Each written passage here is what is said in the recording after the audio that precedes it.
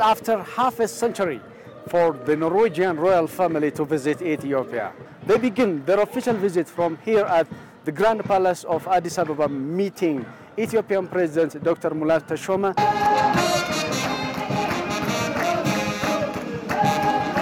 Three-day official visit of the Norwegian royal family is believed to be a game changer in the relationship between Norway and Ethiopia. One of the major happenings Addis Ababa hosted in the first week of November was the visit of a Norwegian delegation headed by high-profile royal family members.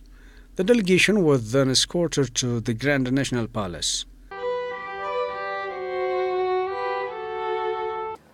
I had no doubts that there would be the expression of Ethiopian hospitality is a fantastic one, and there was no change of that. Their Royal Highnesses were greeted with a hospitality and a warmth that was just heartwarming. May I now call His Excellency to highlight the main gist of their discussions and meet the press. I and Crown Prince Haakon discussed on issues of common interest and exchanged views on a wide range of matters that would enable us to enhance and widen up the bilateral relations of our two countries. It is really great to be here. My late grandfather, King Olav, visited Ethiopia 51 years ago. And I am very pleased to be able to retrace some of his footsteps and to learn more about how our bilateral relationship has evolved over the past decades. What are the specific areas you want to work together in the years to come?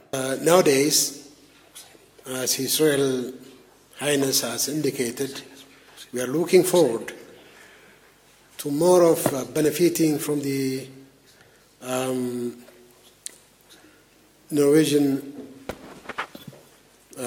private sector through investment, which is going to be mutually beneficial to both sides. There are many fields where we cooperate in addition to business and climate sustainability and sustainable development that has been mentioned. Maybe I could also mention education, where Norway is also very much interested in continuing to partnering with Ethiopia. In Norway, we have seen and heard the reports on the unrest in your country last year with an unrest that led to a state of emergency. How will you, Mr. President, describe the situation today? And do you see the need of organizations other than your own Human Rights Commission to monitor and report on the situation today? Unemployed youth is demanding to get employed. That is the basic question from our population. As a developing country, our government is also trying to address the questions raised by our youth to facilitate employment opportunities. That's why the government of Ethiopia is massively investing in the building of industrial parks. We also have established a revolving fund for the youth. No, I felt that the President responded very adequately to the question put by the Norwegian media. He highlighted, of course, the challenges that Ethiopia has in terms of economic development, creating jobs as one of the fundamental challenges, and highlighted also how the Ethiopian government is working on these issues. So I found that this was a very adequate response.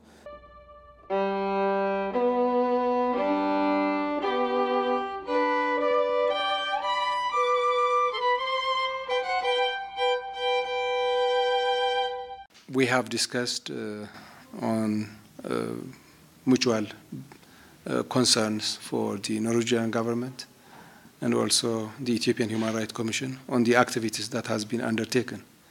especially for the last 2 years, the investigation that has been made on the monitoring aspect, on prisons and police stations especially, and the investigations that has been carried out to identify the root causes of the disturbances and conflicts that occurred in our country, especially in Oromia, Amhara, and southern nations. And we have discussed about the document that was submitted to the House and the clear recommendations that were forwarded from the Ethiopian Human Rights Commission to the House.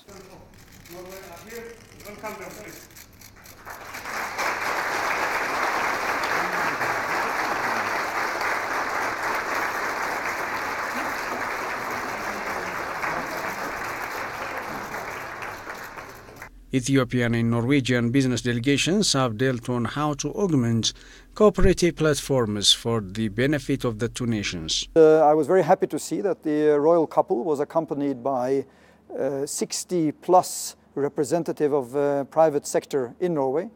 They represented 46 companies, which was a participation that far exceeded my expectations. And they had 2 days of interesting seminar looking at opportunities in Ethiopia.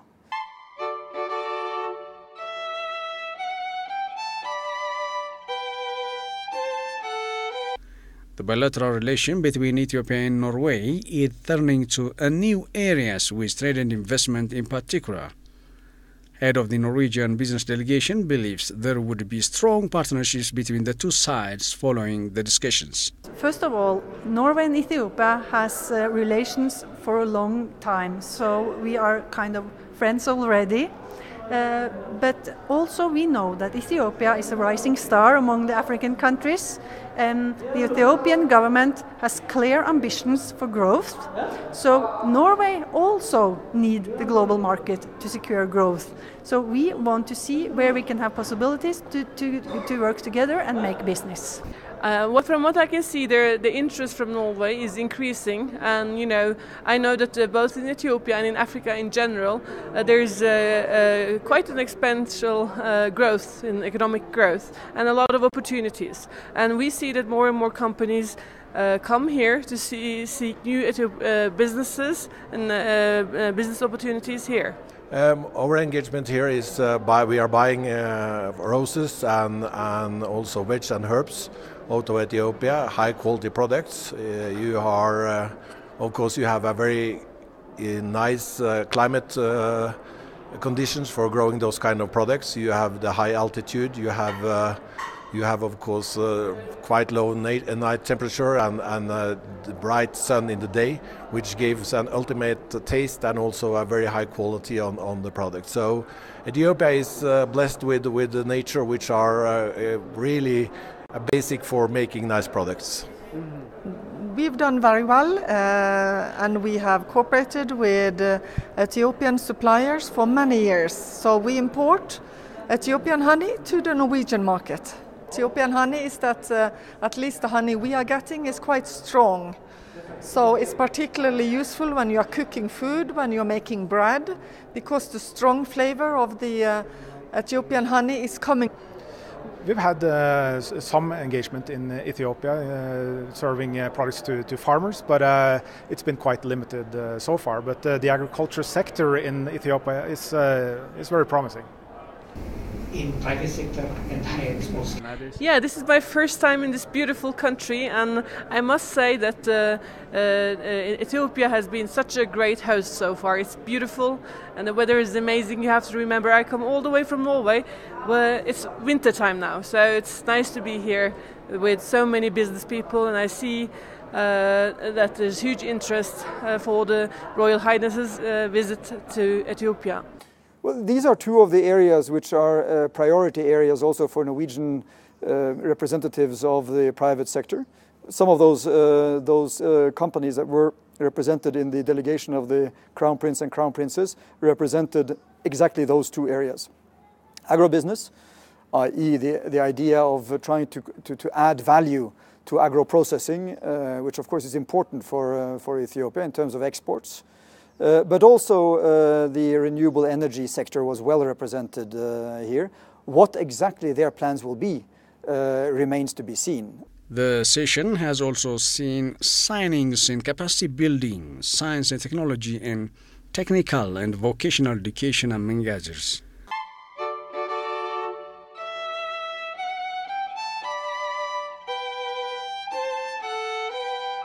During his visit to the headquarters of the African Union, Crown Prince Haakon expressed commitment to strengthen ties with African countries. Norwegian Development Cooperation was also rooted in the broad support for the liberalization movement and the fight against apartheid among Norwegians. The Norwegian government provided substantial political and financial support to the frontline states and the Southern African development community for the processes of promoting regional cooperation.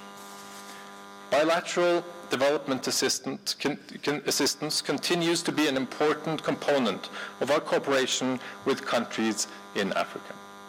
However, trade, private investments, business cooperation, and multilateral issues have now become an increasingly prominent part of our partnership.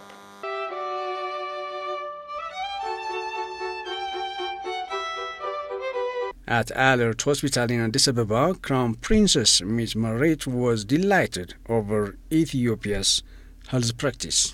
Norwegian and Norwegian universities are supporting research on health-related issues across Ethiopia. Long-running exchange programs have allowed young Ethiopians to study at Norwegian universities and to acquire the skills needed in their home country. These kinds of collaborations are examples of partnerships based on our common interest in promoting health services for all. I am sure that the Norwegian partners present here can vouch for the fact that the partnerships between Ethiopia and Norway have been inspiring and rewarding for all those involved.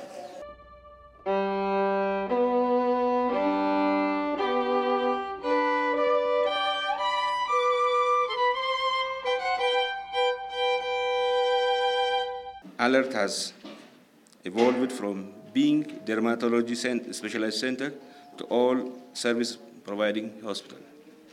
It is one of the few hospitals where large community prefers to visit for any kind of ailments. Other hospitals including Yirgalem and the Arba Minch hospitals have been generously supported by the government of Norway from their inception up until now. There are exemplary partnerships between universities in the two countries in clinical services, research, and postgraduate schemes.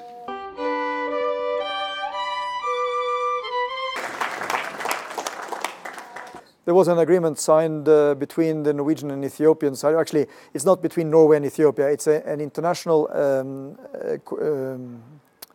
initiative called CEPI, which stands for Coalition on Epidemic Preparedness Initiative, in which Norway or CEPI and the Ethiopian authorities are looking at a partnership for early preparedness in terms of global health challenges. The royal trip was concluded by visiting a refugee camp in Shire in the northern part of Ethiopia.